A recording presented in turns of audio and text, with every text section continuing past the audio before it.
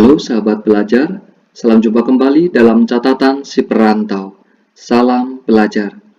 Kali ini kita akan belajar membahas soal latihan terkait materi Sumpah Pemuda. Pembahasan akan disampaikan secara sederhana saja nanti. Oke, langsung saja kita mulai dari soal yang pertama.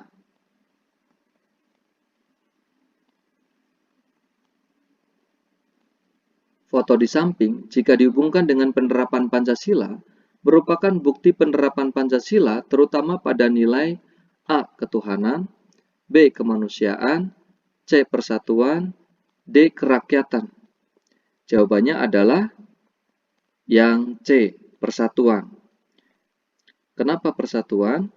Kita tahu tujuan dari Kongres Pemuda intinya adalah untuk persatuan. Dan itu terdapat dalam Pancasila, tepatnya sila ketiga yang mengandung nilai persatuan. Jelas ya? Kita lanjut pada soal nomor yang kedua.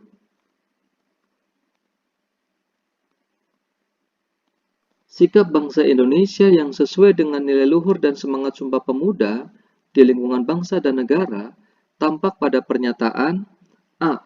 Setiap pagi, Antoni membantu menyelesaikan pekerjaan rumah sebelum berangkat sekolah. B. Adi giat berlatih untuk persiapan mengikuti lomba nyanyi di sekolah. C. Agnes bersama teman-temannya rela menyisihkan sebagian uang jajannya untuk disumbangkan kepada temannya yang sakit. D. Para legislator bekerja keras membuat peraturan perundang-undangan yang dapat memberikan keadilan kepada rakyat Indonesia. Kita lihat yang A ini sudah jelas di lingkungan sekolah, yang B juga di lingkungan sekolah, yang C juga dalam kehidupan sehari-hari ya, dalam pertemanan, yang D sangat jelas ya konteksnya, berarti untuk yang nomor 2 ini jawabannya adalah yang D. Baik, kita lanjut pada nomor berikutnya yaitu nomor 3.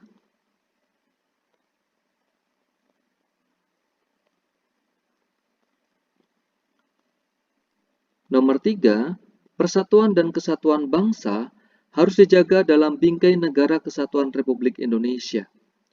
Upaya menjaga persatuan dan kesatuan dapat diwujudkan dengan sikap A. Saling berbagi dengan teman dalam satu golongan, B. Saling menghormati dan menghargai antar masyarakat, C. Rendah hati ketika berhadapan dengan orang yang lebih tua, D. Menjunjung tinggi harkat dan martabat bangsa-bangsa di dunia.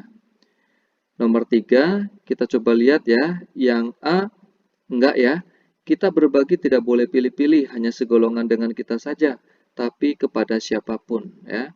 Jadi yang A tidak termasuk. Kemudian yang B, ini sikap menghormati dalam cakupan yang lebih luas antar masyarakat. Kemudian yang C juga enggak ya. Apakah rendah hati hanya kepada orang yang lebih tua? Lalu tinggi hati kepada orang yang seumuran? Apalagi kepada mereka yang lebih muda? Tidak ya. Rendah hati tidak pilih-pilih dalam praktiknya. Jadi jika dilihat dari sini jawabannya adalah yang B ya. Yang lebih tepat jawabannya adalah yang B. Baik, nomor selanjutnya adalah nomor 4.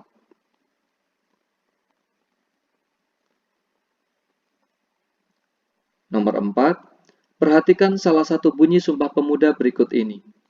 Kami, putra dan putri Indonesia, menjunjung bahasa persatuan bahasa Indonesia. Bentuk penerapan bunyi Sumpah Pemuda tersebut adalah A.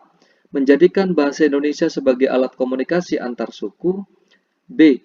Para pemuda berupaya menjadikan bahasa Indonesia sebagai bahasa internasional. C. Pemerintah menjadikan bahasa Indonesia sebagai satu-satunya alat komunikasi dalam kehidupan sehari-hari. D. Pemerintah menghapuskan bahasa daerah dan memberlakukan bahasa Indonesia sebagai bahasa persatuan. Bahasa Indonesia adalah bahasa persatuan. Namun demikian, bukan berarti bahwa bahasa daerah itu dihilangkan, bukan ya.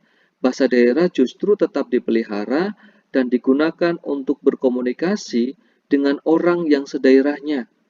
Namun ketika dalam acara publik misalnya, atau berbicara dengan orang yang berbeda daerah, yang menggunakan bahasa Indonesia, karena tidak semua orang mengerti bahasa daerah kita.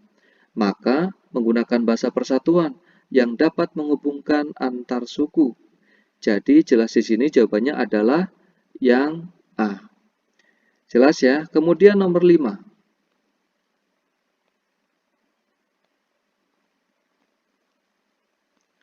Nomor 5, perhatikan lirik lagu berikut ini.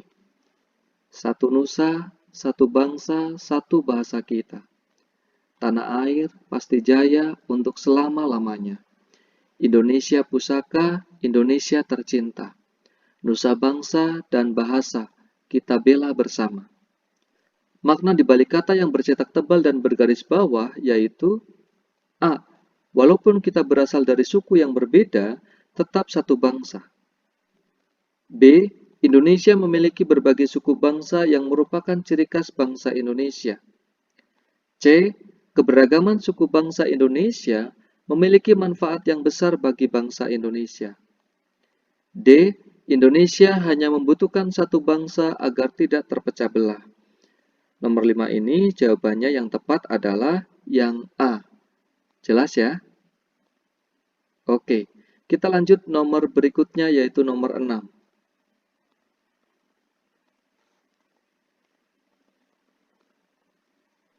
Nomor 6, Sumpah Pemuda merupakan bukti adanya persatuan dan kesatuan bangsa. Implementasi atau penerapan nilai-nilai semangat Sumpah Pemuda dapat ditunjukkan dengan cara A. Memilih tinggal di Pulau Jawa karena lebih nyaman. B. Menumbuhkan semangat persatuan dan kesatuan dalam satu golongan. C. Menerima dengan senang hati apapun kebijakan yang dibuat pemerintah. D. Menggunakan bahasa Indonesia yang baik dan benar saat presentasi di kelas. Kita lihat yang A, kita mau bertempat tinggal di mana saja, tetap saja di Indonesia. Mau tempat tinggal di Sumatera, mau di Kalimantan, mau di Jawa, mau di Papua, kita semuanya ada dalam satu wilayah, yaitu Negara Kesatuan Republik Indonesia. Kita lihat poin yang B, kalau kita membawa semangat Sumpah Pemuda, kita praktekkan, tentu kita akan membangun persatuan dan kesatuan tidak berdasarkan pada golongan atau latar belakang tertentu, tapi kita bersatu dengan siapapun dan dari golongan manapun dan latar belakang manapun. Kemudian yang C, menerima dengan senang hati apapun kebijakan yang dibuat pemerintah. Tidak juga ya, jika pemerintah mengeluarkan kebijakan yang semena-mena, sangat merugikan masyarakat, rakyat Indonesia begitu ya, maka kita juga berhak untuk menolaknya. Untuk memprotesnya boleh saja, yang penting dilakukan dengan tahapan-tahapan yang benar sesuai dengan peraturan perundang-undangan yang berlaku. Kemudian kita lihat yang D, menggunakan bahasa Indonesia yang baik dan benar saat presentasi di kelas. Ini jelas ya, bisa menjadi jawaban yang tepat untuk nomor 6. Jawabannya nomor 6 adalah yang D. Oke, nomor selanjutnya nomor 7.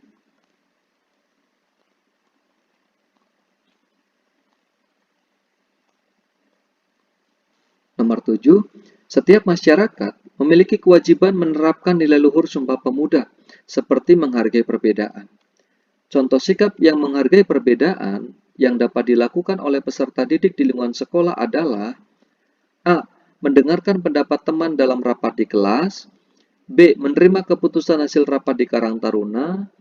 C. Melaksanakan perintah ketua RT untuk melakukan kerja bakti. D. Menjalin hubungan baik dengan tetangga di lingkungan masyarakat. Kalau dilihat dari yang ditanyakan pada nomor 7 ini tadi adalah di lingkungan sekolah. Jadi sudah sangat jelas jawabannya adalah yang A. Yang B, yang C, yang D itu di lingkungan masyarakat. Jelas ya? Kita lanjut nomor berikutnya yaitu nomor 8.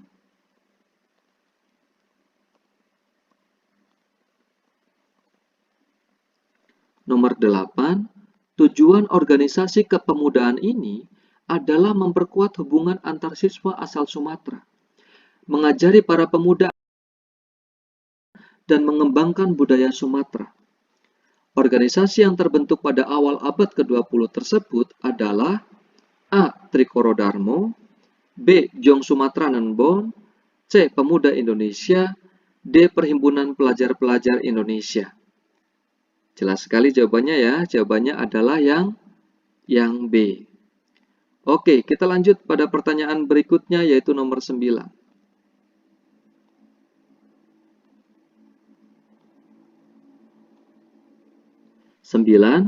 Peserta Kongres Pemuda datang dari berbagai daerah.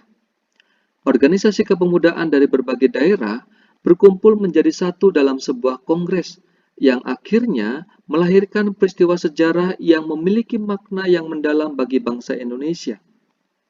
Salah satu organisasi daerah yang mengikuti Kongres Pemuda adalah Jong Java. Jong Java adalah organisasi pemuda dari A. Sumatera, B. Sulawesi, C. Ambon, D. Jawa. Jawabannya adalah yang B. Sulawesi. Itu adalah jawaban versi yang salahnya. Jawaban yang benarnya adalah yang D, yaitu dari Jawa. Jelas sekali ya, Jong Java ya, dari Jawa. Oke, nomor 10.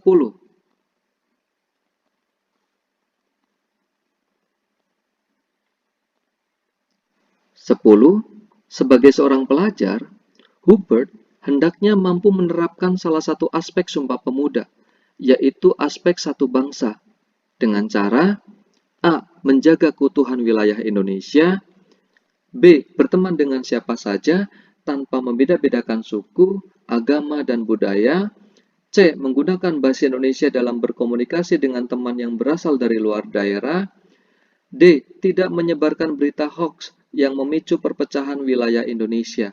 Kita lihat yang ditanyakan adalah aspek satu bangsa. Kalau kita lihat yang A itu berarti aspek wilayah. Ya, menjaga keutuhan wilayah Indonesia berarti aspek wilayah. B. Berteman dengan siapa saja tanpa membedakan suku, agama, budaya.